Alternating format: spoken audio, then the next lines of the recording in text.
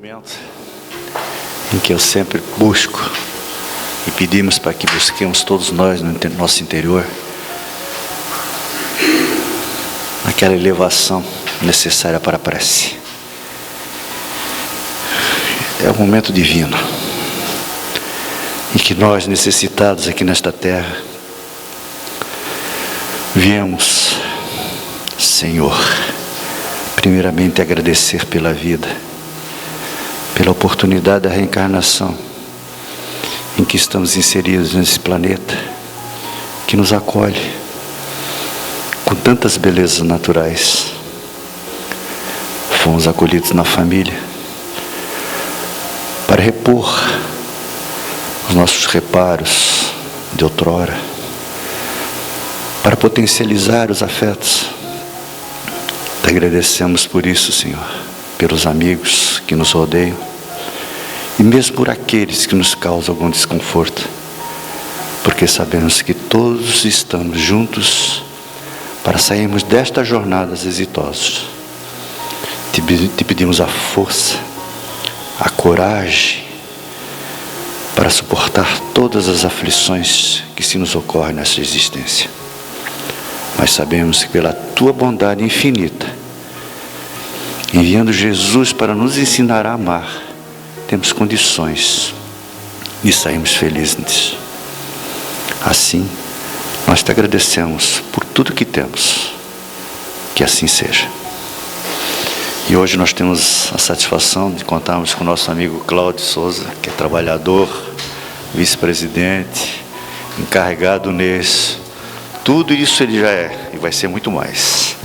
Que vai nos falar sobre o Cristo Consolador, o preço da felicidade conjugal. Que Jesus te intua. Bom dia, bom dia. É um bom dia muito especial a todos nós. Nós estamos hoje no segundo encontro de um ciclo de 6 palestras relacionado à vida conjugal. Esse é um projeto da coordenação da família e em cada mês vocês vão observar que uma palestra do domingo está dirigida a esse tema. Assim como outros encontros e reuniões que temos, seminários sobre família e sobre vida conjugal. E hoje o nosso tema é o preço da felicidade conjugal. E é possível lembrarmos do primeiro encontro, do primeiro jantar, do período mágico do namoro, do noivado, do casamento, da cerimônia do casamento, as promessas, a lua de mel, o planejamento familiar, as conquistas alcançadas, a alegria do primeiro filho, e poderíamos enumerar inúmeros momentos de felicidades vividos a dois. Inúmeros momentos que o matrimônio nos proporciona. Mas é preciso também lembrar dos períodos de crise, de dificuldade, de trabalho, de medo, nos períodos em que nos encontramos dentro da família e no matrimônio, que se colocam como desafios a cada um de nós, assim como a vida. A vida também nos coloca os desafios. De toda forma, todos esses momentos felizes que passamos, muito embora tenhamos passado a dor na vida conjugal, mas a alegria e a felicidade é algo inerente ao espírito. A felicidade é um patrimônio do espírito, é um estado de espírito, é o espírito que se felicita. Isso é um patrimônio do espírito, está relacionado à vida. E se está relacionado à vida, então nós deveríamos buscar a felicidade naquele que nos deu a vida. Deus. E buscar a felicidade naquele que nos deu a vida é observar as suas leis. Percebam, senhores, que muitas vezes por equívocos ou por não percebermos ou termos atenção, nós nos propomos a buscar a felicidade do mundo, a felicidade transitória. Queremos viver em essência com Deus, mas permitimos ser abraçados pelo imediatismo do mundo, muitas vezes até destinando a nossa felicidade a valores monetários e posses monetárias. Então é preciso nós alinharmos qual felicidade nós queremos para impulsionarmos a jornada na vida.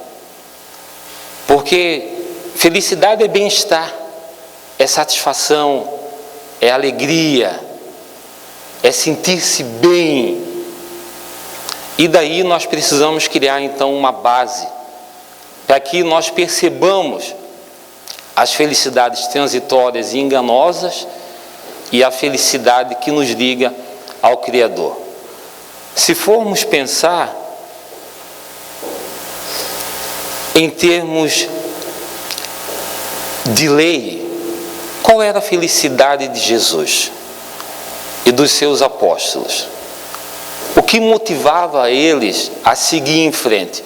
Porque a felicidade é um fator motivador, é um fator que nos impulsiona. Mas quando estamos pensando nela como relação conjugal, como família, ela não pode ser o único fator, o único motivo. Haja visto estarmos inseridos nesse contexto do qual falávamos. Mas o que motivava Jesus?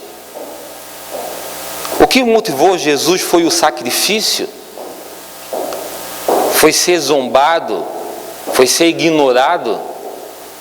Foi ser perseguido? Ou foi a sua meta? O objetivo maior? O que motivava Jesus? Era o cumprimento da lei de Deus. Dizia ele ser enviado de Deus e que estava vindo cumprir a lei de Deus. Então, percebemos que, com toda a sua nobreza, a felicidade dele estava em cumprir a lei de Deus para nos fazer felizes, através da sua vivência e do seu evangelho. E Jesus, no Sermão da Montanha, deixou as bem-aventuranças. E em todas elas, nós vamos verificar, sim, um impulso e um convite à felicidade. Bem-aventurados. A expressão bem-aventurados, ou seja, feliz, é citada diversas vezes na Bíblia Sagrada. A felicidade celeste é fundamentada na fé e na obediência à palavra de Deus, que gera felicidade capaz de resistir aos momentos mais difíceis da nossa vida. E Jesus vai dizer: bem-aventurados que choram, porque eles serão consolados. Um convite para uma felicidade real, nobre, se não vivida nesse momento, mas no porvir. Mas uma felicidade verdadeira, uma promessa. Então, quando estamos em sintonia com as leis divinas, nós conseguimos estar sobre outro patamar. Não que precisamos ou devemos viver infelicitados, tristes, mas nós precisamos entender que existe algo a mais.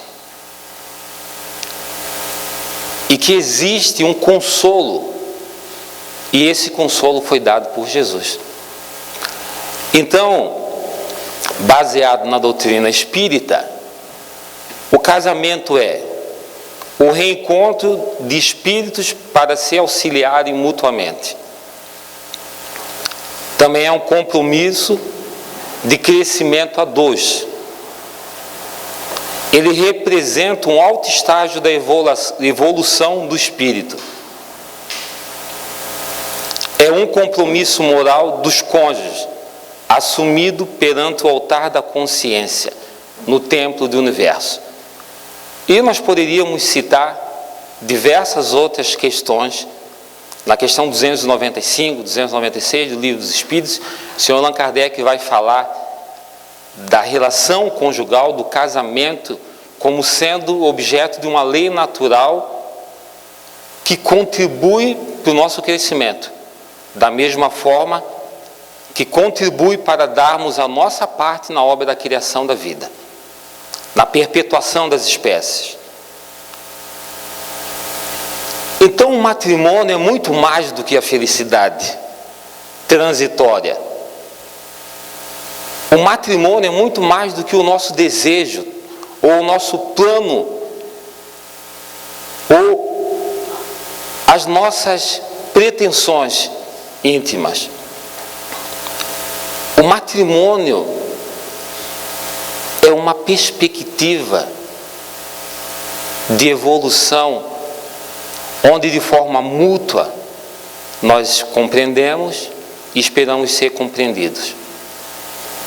Nós doamos e por muitas vezes recebemos. Mas a todo tempo nós estamos caminhando em paralelo com a lei de Deus. Na questão 298 do Livro dos Espíritos, os Espíritos falam que os relacionamentos felizes, eles se dão na pátria espiritual. Que aqui na Terra nós temos, ou nós vivemos, felicidade transitória, felicidades superficiais. Haja visto que a maior parte da felicidade, diz os espíritos que encontramos na relação, é pela afinidade de gostos, de desejo, mas a felicidade real está no mundo espiritual. Martins de Peralva, na obra Estudando a Mediunidade, ele vai falar de 5 tipos de casamento, e a gente já falou aqui outras vezes, mas ele vai falar dos casamentos afins, que são aqueles onde os cônjuges possuem um grau de simpatia tão grande que transcende a vida corpórea. Ele vai falar nos casamentos transcendentais, que são os afins, mas são exercidos por espíritos nobres. Ele vai falar nos casamentos sacrificiais. Daí a gente pensa, esse sou eu, né? Olha o sacrifício de viver com aquele homem, né? Olha o sacrifício de viver com aquela mulher. Só Deus sabe o que eu estou passando. Não, mas não é esse. Os sacrificiais são movidos por aqueles espíritos de alta envergadura, que vêm como missionários para auxiliar outro espírito deficitário, debilitado. Esse espírito nobre, ele não deixa se envolver por essas pequenas coisas que ainda nós nos permitimos o coração. Às vezes nós ficamos chateados porque o esposo apertou a pasta de dente em cima e a mulher queria que apertasse embaixo. Então não é isso vindo de um espírito nobre. Mas o Martins de Peralva falou dos casamentos provacionais, que a grande parte das relações na Terra são os casamentos provacionais. E provacionais vem de quê? De provas, de testes, de paciência, de resignação, de doação, de dar aquilo que talvez em outra oportunidade tiramos. São os provacionais. É a maior parte dos casamentos aqui na Terra. Então, percebam, senhores, que dentro do contexto que nós estamos colocando, é preciso nós alinharmos a nossa origem, a nossa ligação com Deus, o que estamos vivendo e aquilo que buscamos. Então é preciso e é possível sim encontrar felicidade, mas talvez não essa felicidade que nós pensávamos em encontrar. Então, Raul Teixeira vai dizer, na obra Vereda Familiar, são poucas pessoas que adentram as experiências do matrimônio no mundo, portando as noções reais do empreendimento ao qual se ajustam. Não temos consciência ainda, ou muitos não tinham e agora começam a adquirir em função da sabedoria que vai se juntando à nossa bagagem vivencial, mas pela vivência, pelas provas. Então, muitas vezes, um engano vem à cabeça de muitos, porque eu não sou feliz no meu casamento, eu não sou feliz com a minha esposa, eu não sou feliz com a minha vida, porque nós podemos utilizar essa reflexão para a nossa vida também. Mas eu não sou feliz. Eu não sou feliz. E a família? E o cônjuge? E a causa pela qual eu encarnei? Então é preciso nós refletirmos sobre isso para que esse pensamento negativo, esse sentimento negativo, esse verme não venha tomar morada no nosso coração e nos trazer cegueira, porque grande parte dos nossos equívocos é pela cegueira, e Jesus falava isso, que muitos ouvem, mas não entendem, veem, mas não compreendem. E para enxergarmos essa visão e a visão divina sobre a nossa relação, nós precisamos nos livrar da cegueira. Viver requer esforço, requer sacrifício, requer doação. E quando eu estou falando em viver, eu não estou falando de forma restrita ao casamento. E nós temos isso na nossa vida de relação com amigos, dificuldades, problemas, crises. Nós temos isso no nosso trabalho, dificuldade, problemas, crises. Nós temos isso em relação ao nosso corpo, dificuldade, problemas, períodos críticos de doença. Nós temos isso com a nossa vida conjugal. Nós temos isso com a nossa relação com os filhos. Problemas, crises, desafios. Pensa no desafio, você entender um filho adolescente e fazer ele entender você. Então nós vamos ter dificuldade, problemas e crises também na vida conjugal. Mas a felicidade, ela pode ter morada sobre o outro aspecto. Por exemplo, na nossa força de resistir, da nossa força de não abandonar, da nossa força de persistir, na nossa força de suportar, e por que não suportar? Na nossa força de seguir em frente e não deixar adoecer uma relação, uma família, não deixar adoecer inclusive o desejo pela vida. A nossa felicidade pode estar aí. E quando nós chamamos o Cristo,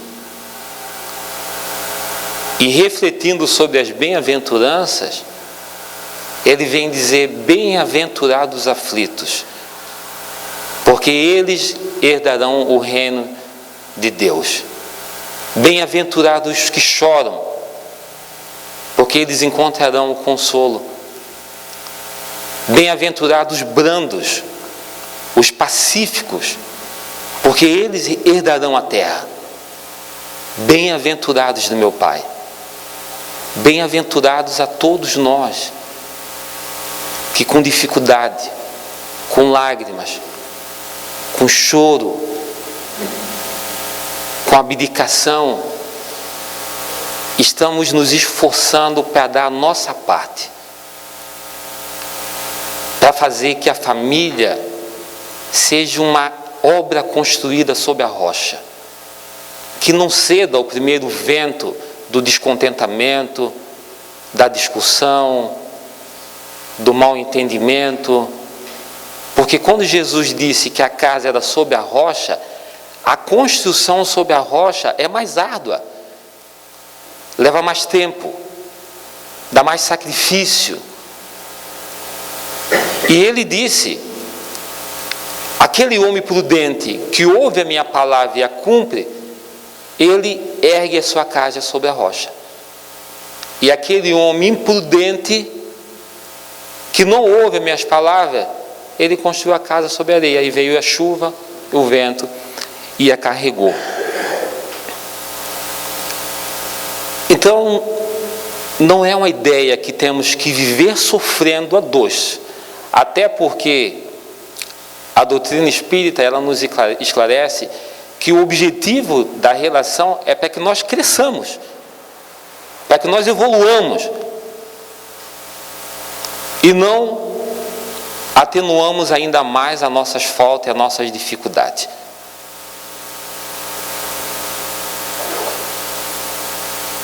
Mas dentro de uma construção diária, é possível nós observarmos, por exemplo, muitos motivos e pequenos motivos para nos tornarmos felizes. Não é bom voltar para um lar? Não é bom ter alguém para conversar? Não é bom ter alguém preocupado conosco? Não é bom ter alguém lembrando de nós? Não é bom ter um filho para abraçar? Não é bom ter um ombro para chorar? Nem que for para reclamar, mas não é bom ter alguém para a gente reclamar as nossas mazelas, a nossa angústia. E muitas vezes nós não damos valores a essas coisas porque nós a temos. Porque quando você não tem, você sente falta. Eu estou vendo alguns casais abraçados, pedacinho assim. Não é bom ter um braço nesse friozinho para abraçar? Que coisa boa, né? Mas o Rodolfo Caligares, e esse nosso trabalho está baseado na obra de Rodolfo Caligares. Ele vai dizer que existe um preço para a felicidade conjugal. Existe um preço para a felicidade conjugal.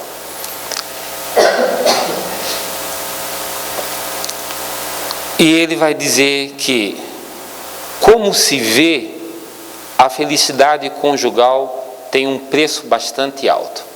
E ele segue lá no seu pensamento. E ele vai dizer que esse preço é pago em moedas de humildade, compreensão, paciência, espírito de renúncia e uma grande dose de boa vontade, no sentido da adaptação mútua. Uma grande dose de boa vontade. No ditado popular, a gente fala: ele pagou o preço, né? A ideia de preço é um pensamento monetário, econômico, mas ele pagou um preço, ele teve que dar alguma coisa. Se ele quis comprar algo, aquele algo tinha um custo, e o custo foi atribuído um preço. Então, para você adquirir algo, você tem que pagar um preço. É assim que funciona. Mas nós usamos isso também para a vida, né? Nós usamos isso para a vida. Para quem quer ter retidão com Deus, para quem quer ter uma consciência tranquila, para quem quer ter um coração leve, puro, tem que pagar um preço. Talvez um preço que um período lá atrás nós não queríamos pagar. Nós não queríamos nos incomodar. Porque um dia lá atrás nós não queríamos nos abdicar dos nossos desejos mais profundos. Mas nós descobrimos a doutrina. Acreditamos nela. Muitos conhecemos Jesus pela doutrina espírita. E cada dia pagamos um preço. Cada dia pagamos o preço da renúncia, porque no passado nós éramos insultados e nós retrucávamos. Nós éramos provocados e ofendidos e nós ofendíamos. Nós éramos tentados e nós explodíamos. O espírito e o instinto primitivo sobressaía sobre o nosso desejo. Mas nós estamos pagando um preço, porque nós acreditamos em algo maior. Nós queremos ser os bem-aventurados. Hoje, para estarmos aqui, estamos pagando um preço. Porque o cobertor no verão, no inverno, é tão gostoso. Ele abraça a gente e não quer largar, né? Principalmente quando a gente tem que acordar cedo, né? E vocês pagaram um preço de estar aqui. E eu tenho certeza que receberam o preço que pagaram. Porque cada um de nós sai com o coração mais leve, mais fortalecido, com mais razões para não desistir, com mais motivos para entender o processo que estamos vivendo. Bem-aventurados aqueles que ouvem a minha palavra. Bem-aventurados aqueles que me seguem. Bem-aventurados aqueles que de forma muito amável doam o seu ouvido, os seus olhos, estendem as suas mãos e me seguem, servindo assim como eu servi. Que cada um de nós possa encontrar a real felicidade de dar. Porque esse é o sentido maior da lei de Deus. Servir, dar, fazer o outro feliz. Talvez nessa encarnação nós estamos sendo convidados para dar. Porque a nossa promessa já foi feita por Jesus. Muita paz a todos. Um bom domingo. Muito obrigado. O Cláudio veio nos ensinar, através da espiritualidade, realmente o que é a relação do matrimônio. Se vocês realmente quiserem se aprofundar nesse tema, o curso que eles fazem aqui do relacionamento familiar é sensacional. Nós, egoístas que somos da vida, achamos que a felicidade sempre alguém vai nos dar. Quando na verdade a felicidade, diz alguém, é o dever retamente cumprido. O que é? Cumprir as leis divinas. Então nós não encontramos ninguém por acaso. Tantas pessoas que a gente se relaciona, né? De repente, pum, aquele, aí aquele. Aqueles de vocês que ainda não tem um parceiro, uma parceira, vai achar de repente, de tantos assim, né? Aquele me atraiu. Vocês acham que é por acaso que estamos todos juntos aqui hoje? É por acaso que se fazem as relações, como disse o Cláudio, todas as nossas relações matrimoniais são consequências de uma reencarnação misericordiosa, para estarmos juntos com aqueles que nós devemos compor novamente o reequilíbrio das leis. O Espiritismo é essa doutrina racional que nos ensina e nos diz que nós devemos cumprir a nossa parte e não esperar que alguém cumpra por nós.